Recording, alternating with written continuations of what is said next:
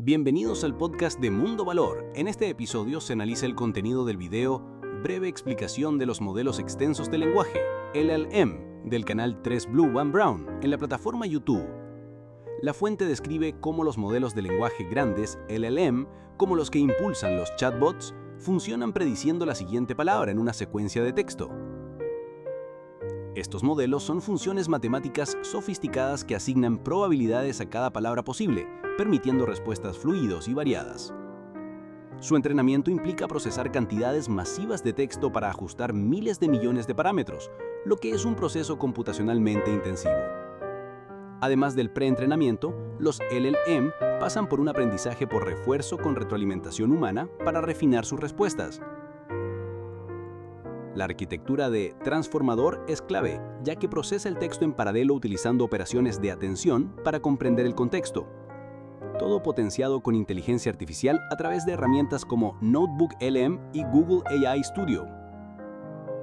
Aunque siempre habrá diferencia por la interpretación entre el contenido del artículo y la respuesta de la herramienta de inteligencia artificial generativa, este episodio es un ejemplo fascinante de cómo la IA puede enriquecer nuestro canal con contenido innovador. Disfruten del programa.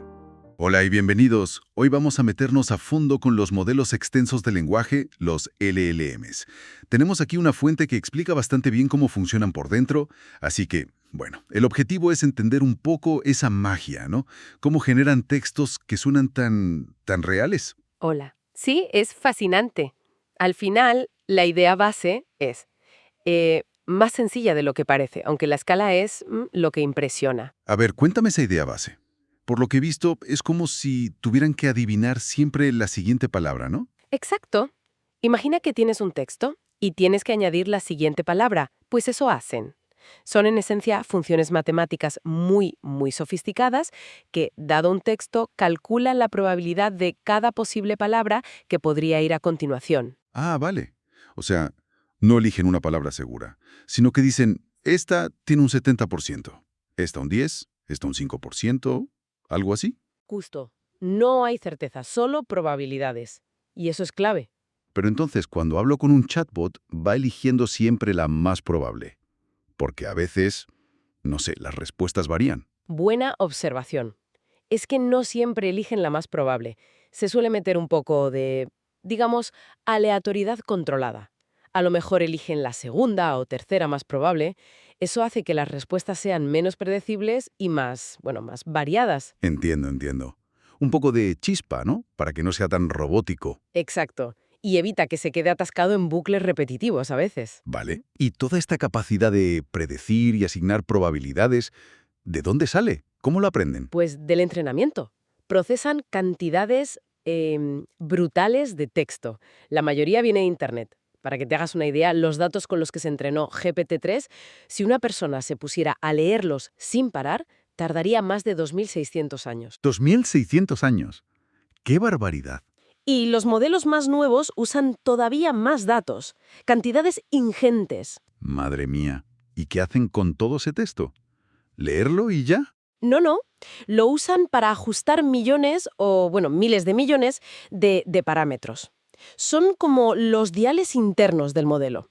Al principio, esos parámetros son aleatorios y el modelo genera, texto sin sentido, basura. Claro.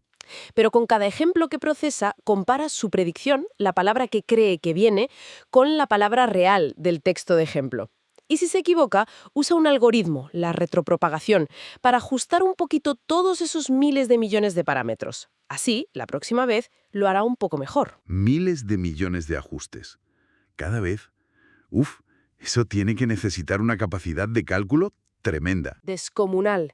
Es que, si una persona hiciera 1.000 millones de operaciones por segundo, tardaría más de 100 millones de años en hacer todos los cálculos de entrenamiento de los modelos grandes.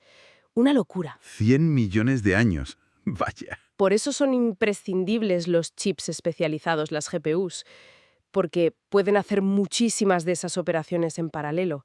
Si no, sería totalmente inviable económicamente y en tiempo. Vale, la escala es increíble. Y supongo que esta necesidad de procesar tanto y tan rápido ha influido en cómo se diseñan los modelos por dentro, ¿verdad? Totalmente. Hubo un punto de inflexión muy importante en 2017 con el modelo Transformer de Google. cambió la forma de procesar el texto. Los modelos anteriores iban más bien palabra por palabra, secuencialmente. ¿Y los Transformers qué hacen diferente? Pues en lugar de ir palabra a palabra, miran y procesan el texto de entrada entero, todo a la vez, en paralelo.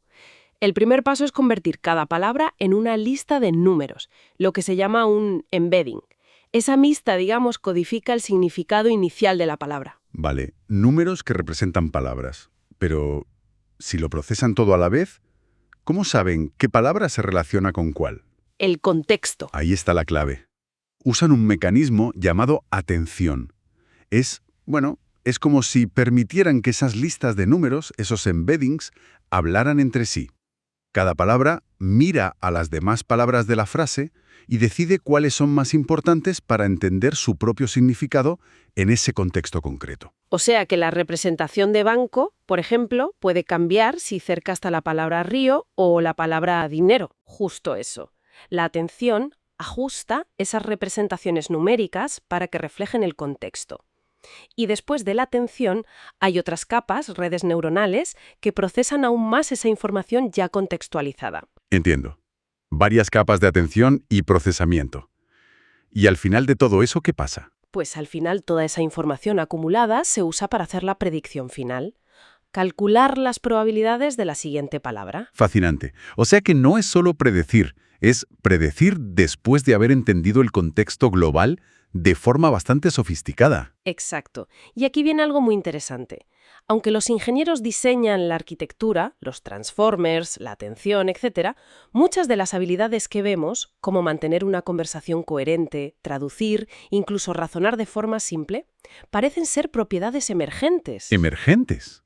¿Qué quieres decir con eso? Que no se programan explícitamente. No hay una línea de código que diga «responde preguntas sobre historia». Simplemente, al entrenar un modelo tan grande, con tantos parámetros, sobre tantos datos, esas habilidades surgen. Son un resultado de la complejidad del sistema. Vaya. O sea que ni siquiera sus creadores saben exactamente por qué a veces dice una cosa y no otra. En gran medida es así. Es un poco caja negra en ese sentido. Y por eso también es muy importante otra fase del entrenamiento. Otra fase. Después de todo ese preentrenamiento masivo. Sí, se llama aprendizaje por refuerzo con retroalimentación humana, RLHF por sus siglas en inglés. Aquí, básicamente, hay personas que evalúan las respuestas que da el modelo. Le dicen, esta respuesta es buena, esta es mala, esta es tóxica. Ah, ¿como un ajuste fino final hecho por humanos? Exacto, exacto. Y esa información se usa para pulir el modelo, para que sea más útil, más seguro y para que se alinee mejor con lo que se espera de un asistente de IA. Es crucial para guiar esas capacidades emergentes. Entendido. Entonces, si tuviéramos que resumir mucho, son predictores de la siguiente palabra. Sí. Entrenados a una escala bestial, con arquitecturas como los Transformers, que les permiten entender el contexto, y luego ajustados con la ayuda de personas para que sean más útiles y seguros. Has captado perfectamente la esencia. Principios relativamente simples, pero aplicados a una escala que genera complejidad y capacidades sorprendentes. Impresionante, la verdad. Y nos deja con una pregunta interesante para darle una vuelta, ¿no? Si estas capacidades son emergentes y a veces el comportamiento detallado es opaco incluso para quienes los crean, ¿qué implicaciones tiene eso? ¿Podemos fiarnos ciegamente? ¿Cómo nos aseguramos de que harán lo que queremos? Efectivamente. Es una de las grandes preguntas abiertas en este campo. Algo sobre lo que pensar. Gracias por acompañarnos en este episodio del podcast de Mundo Valor. Si les ha gustado lo que han escuchado, no olviden darle like, suscribirse y compartir este podcast con sus amigos y colegas.